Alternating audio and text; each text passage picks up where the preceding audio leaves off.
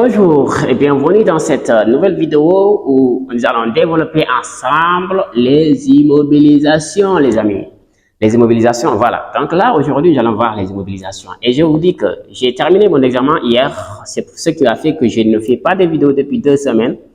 Et maintenant, je dis bien, maintenant, je vais bombarder des vidéos pour cette semaine. J'ai fait 2 semaines, j'ai fait une semaine de préparation et j'ai fait 1 semaine avec les examens. Donc là, tu vois, je vais peut-être même m'écrire, hein? Voilà.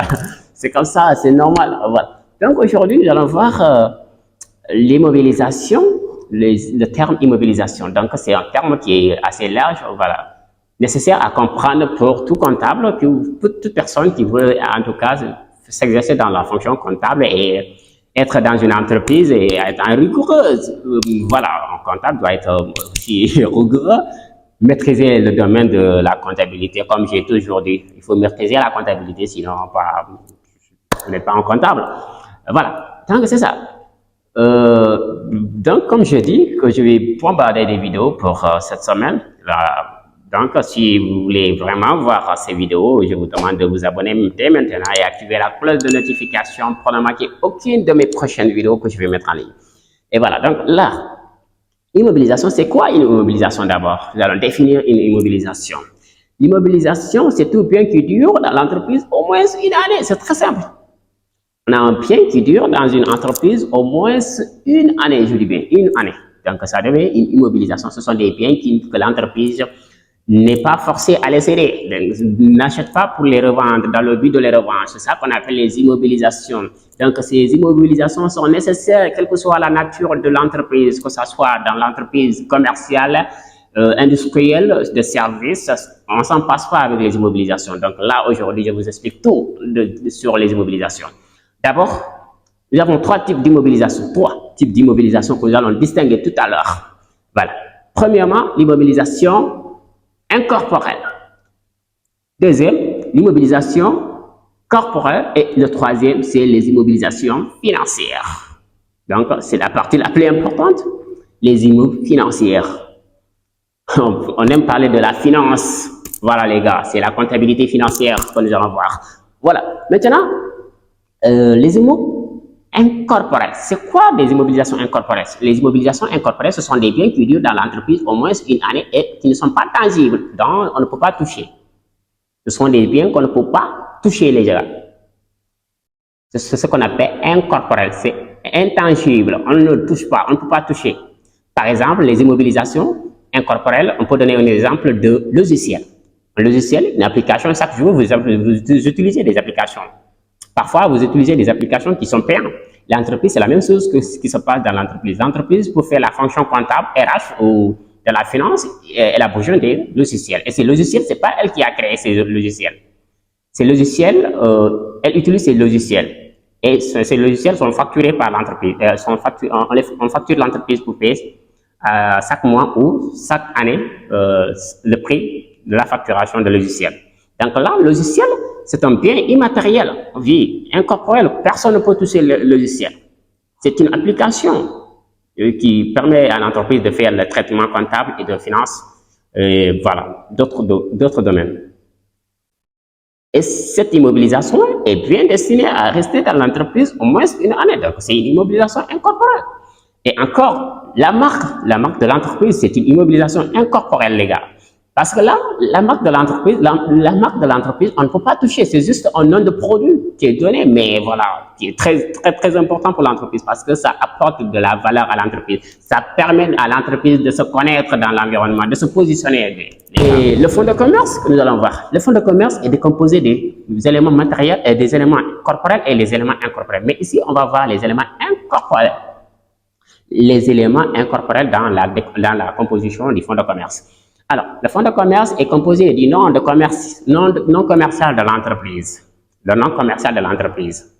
C'est un composant du fonds de commerce et aussi l'enseigne. L'enseigne, ce sont des éléments qui permettent aux clients d'identifier ou à localiser l'entreprise très facilement, à reconnaître là où l'entreprise s'installe. C'est ça.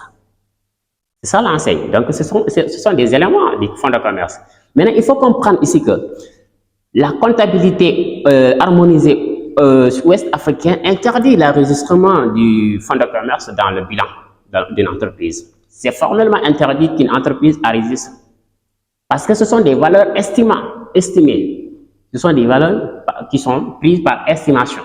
Maintenant, sauf si l'entreprise a acheté une autre entreprise.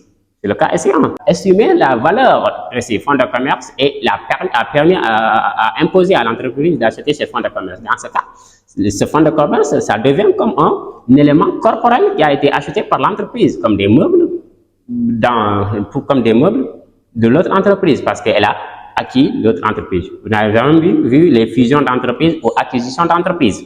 Ça se fait également, des grandes entreprises achètent des entreprises. Et voilà, et enfin faire l'exploitation. Donc c'est ça, en ce moment, on peut mettre le fonds de commerce, en ce moment, tout simplement, que vous pouvez voir dans le haut du bilan de l'entreprise, à la partie actif, inscrit, je veux dire, le fonds de commerce, le compte 215, dans le plan comptable, voilà, révisé. Voilà, maintenant, nous allons voir les immobilisations corporelles. C'est quoi une immobilisation corporelle? Une immobilisation corporelle, c'est le contraire d'une immobilisation incorporelle. Le corporel, on touche, et le incorporel, on ne touche pas. Le corporel, ce sont tous biens, meubles et immeubles. C'est-à-dire les bâtiments d'une entreprise qui appartient à l'entreprise pour faire ses exploitations, les terrains d'exploitation, les terrains pour l'entreprise, les matériels de transport pour l'entreprise, pour amener ses personnels, voilà, faire des transports, amener les bagages et autres. Ce sont des immobilisations qui sont destinées à rester dans l'entreprise. Donc, l'entreprise n'est pas susceptible de les vendre. C'est ça une immobilisation, au moins une année. Donc, ce sont des biens matériels. C'est ça, des immobilisations corporelles. Je pense que c'est très facile de comprendre les immobilisations corporelles. C'est à partir du compte 22 à 24. Voilà. Le 25 aussi, ce sont des immobilisations, mais ce sont des avances versées sur les immobilisations corporelles ou incorporelles. Le 251 incorporel, le 252 avances versées sur les immobilisations corporelles. Troisième immobilisation, c'est la partie la plus importante, les immobilisations financières, les gars. Les immobilisations financières, voilà. Donc là, les immobilisations financières, c'est, je pense bien. Voilà, on va essayer de développer tout de suite. Nous avons deux types d'immobilisation, deux types d'immobilisation financière. Voilà, nous avons les titres immobilisés et les titres financiers. Les titres immobilisés et les titres de participation, les gars. Les titres de participation. Voilà, donc là, nous allons voir les titres de d'abord, des titres immobilisés. C'est quoi le titre immobilisé? Un titre immobilisé, ce sont des titres qui ont été achetés, des actions qui ont été achetées, ou une obligation a été achetée par l'entreprise. Mais, l'entreprise a décidé de les conserver. Ou l'entreprise n'a pas décidé de les conserver. Le contrat ne permet pas à l'entreprise de revendre ses actions. Il y en a des titres qui sont comme ça. L'entreprise, même si elle veut vendre, elle n'a pas la possibilité de les vendre parce que parfois ces titres sont bloqués. Donc là, on appelle des titres immobilisés. Ça, c'est le premier type d'immobilisation financière qui est enregistré dans le compte 271, titres immobilisés. Deuxième titre financier, titre de participation. On appelle titre de participation si l'entreprise a acheté 12% de l'entreprise B, du capital social de l'entreprise B. Donc là, nous avons une participation qu'on appelle titre de participation. On achète 12% des actions ou 12% du capital de l'entreprise B. On n'a pas acheté tout entier, mais une partie qui représente 12% de son capital. Donc on a le contrôle. Cela permet à l'entreprise d'avoir des avantages. L'influence sur l'activité de l'entreprise B par rapport pour le A aura une influence sur ça parce qu'elle va faire le contrôle sur l'entreprise B. C'est-à-dire, l'entreprise B, c'est ça, les immobilisations financières. Et j'espère qu'à la sortie de cette vidéo, vous allez comprendre la notion de titre. Vous allez comprendre la notion d'immobilisation.